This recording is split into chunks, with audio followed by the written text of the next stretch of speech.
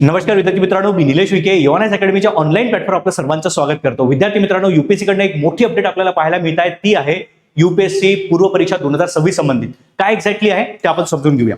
तर विद्यार्थी मित्रांनो, काल म्हणजे 18 मेला यूपीएससी कडनं एक प्रेस नोट रिलीज करण्यात आली PIB वर. ती आहे UPSC to release provisional answer key for the civil services preliminary examination 2026 soon after the conduct of examination. म्हणजेच काय की पूर्व परीक्षा झाल्याबरोबरच तुम्हाला आता त्या पूर्व परीक्षेची जी ऑफिशियल आन्सर की आहे, जे प्रोव्हिजनल आन्सर की आहे ती मिळणार आहे. यापूर्वी प्रिलिम, मेन्स आणि इंटरव्ह्यू म्हणजेच पूर्ण रिक्रुटमेंट प्रोसेस एंड झाल्यावर तुम्हाला पूर्व परीक्षेची आन्सर की पाहायला मिळत होती. पण आता पूर्व परीक्षेनंतरच ती आन्सर की आपल्याला तुम्हाला मिळणार आहे. एमपीएससीला ती पूर्वीपासूनच लागू आहे. म्हणजे एमपीएससी पूर्व परीक्षा जशी झाली तशीच आपली आन्सर की रिलीज करत होती. पण यूपीएससीला पूर्ण प्रोसिजर नंतर ऑफिशियल आन्सर की रिलीज केला जात होती, ती आता पूर्व परीक्षेनंतर रिलीज करणार आहे. चांगली गोष्ट आहे, वेलकम स्टेप आहे. काय होणार आहे तर विद्यार्थ्यांना दोन फायदे होणार आहेत. पहिला फायदा हा की विद्यार्थी आता ऑफिशियल कीने आपला स्कोअर कॅल्क्युलेट करू शकणार आणि मुख्य परीक्षेसंबंधात मग ते अभ्यास करायचा की नाही या संबंधित ते निर्णय घेऊ शकणार आहे.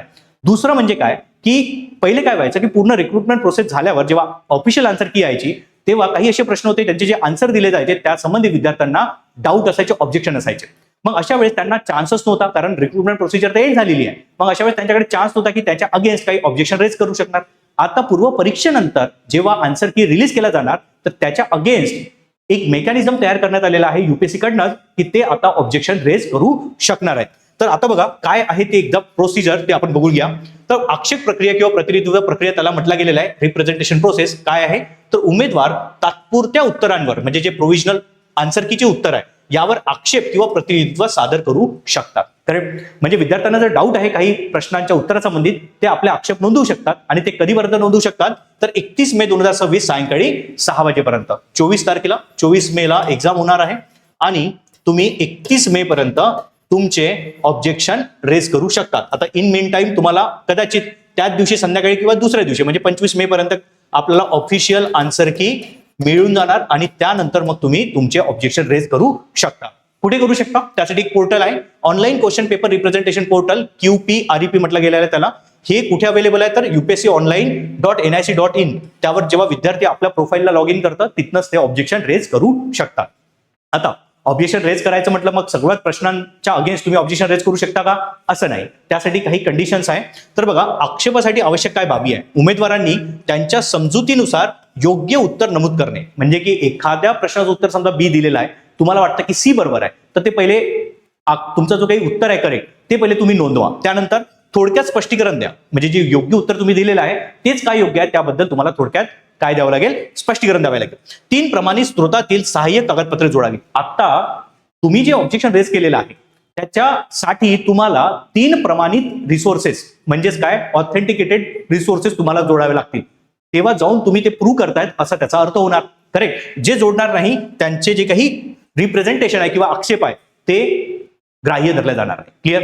आता हे पुनरावलोकन यंत्रणा त्यालाच रिव्ह्यू मेकॅनिझम म्हणतो. ते एक्झॅक्टली कसं वर्क करणार तर सर्व आक्षेप विषयातील तज्ज्ञ ज्ञान असलेल्या विषय तज्ज्ञांकडून तपासले जातील. म्हणजे जे काही सब्जेक्ट एक्सपर्ट आहे ते तुमचे आक्षेप काय करतील तपासतील आणि काय काय होणार आहे त्यामध्ये आक्षेपांचे काळजीपूर्वक परीक्षण करतील. सगळ्यात पहिले तर तुम्ही जो घेतलेला आक्षेप आहे तो बरोबर आहे की नाही आहे याबद्दल ते तपास करतील. त्यानंतर सहाय्यक कागदपत्रांची पडताळणी करतील. सहाय्यक कागदपत्र म्हणजे जे 3 तुम्हाला ऑथेंटिकेटेड सोर्सेस जोडणे आवश्यक आहे त्याचे पहिले तर ते काय करतील तपासणी करतील.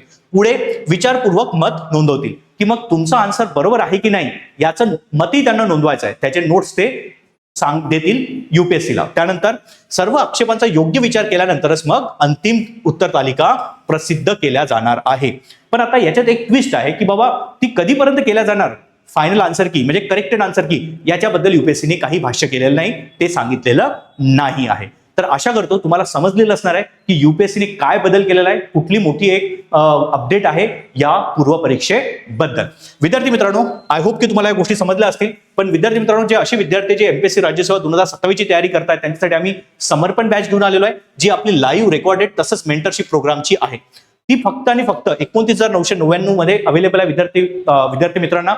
आणि सर्वात महत्त्वाचं म्हणजे यामध्ये तुम्हाला जी शिकवणारी फॅकल्टी आहे ती आहे यूपीएससीचा इंटरव्ह्यू दिलेली. करेक्ट. ही जी काही तुम्ही इथं बघू शकता पिक्चर ती आहे यूपीएससी फॅकल्टी इंटरव्ह्यू दिलेली. आणि महत्वाचं म्हणजे याचं काय काय आहे तर प्रिलिम आणि मेन्स आणि इंटरव्ह्यू असा होलिस्टिक कोर्स तुमच्यासाठी अवेलेबल असणार आहे. त्यानंतर लाईव्ह आणि अनलिमिटेड रेकॉर्डिंग म्हणजेच काय की तुम्ही जितक्यांदा ते रेकॉर्डिंग तुम्हाला बघायचे बघा, पण आपले जे लेक्चर चालणार ते लाईव्ह चालणार आहे, ते रेकॉर्डेड नसणार आहे. लाईव्ह लेक्चर त्याची रेकॉर्डिंग ऍपमध्ये अवेलेबल असणार आहे. आणि महत्वाचं म्हणजे लाईफ टाईम व्हॅलिडिटी सोबत आहे. म्हणजे तुम्ही समजा 1 वर्षाचा कोर्स लावला आणि तुमचे जे रेकॉर्डिंग्स आहेत मग त्याची व्हॅलिडिटी 1 वर्षापर्यंत असेल असं नाही, ते तुम्ही लाईफ टाईम जोपर्यंत तुमचं सिलेक्शन होत नाही तोपर्यंत ते बघू शकता. बेसिक टू ऍडव्हान्स अंडरस्टँडिंग केलं जाणार, तसंच एनसीईआरटी कव्हरेज आणि स्टेट बुकचंही कव्हरेज त्यामध्ये असणार आहे. आन्सर रायटिंग प्रॅक्टिस मुख्य परीक्षेसाठी अतिशय महत्त्वाचं आन्सर रायटिंग प्रॅक्टिस ते तुमची केली जाणार आहे.